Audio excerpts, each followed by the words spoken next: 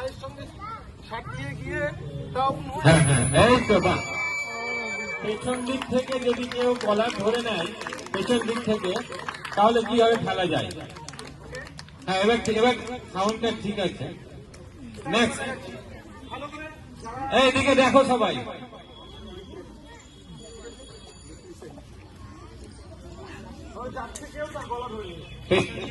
কেউ গলা ধরে নিয়েছে। যদি কোনো কারণে তুমি নিজের ব্যথা না, ওকে কি করতে হবে? ওর সঙ্গে নিজেকে সাটিয়ে নিতে হবে, নিজেকে একদম ওর সঙ্গে চিপে নিতে হবে। হ্যালো নিজের হ্যালো, ডাউন করতে হবে উপর দিকে। ওয়াও।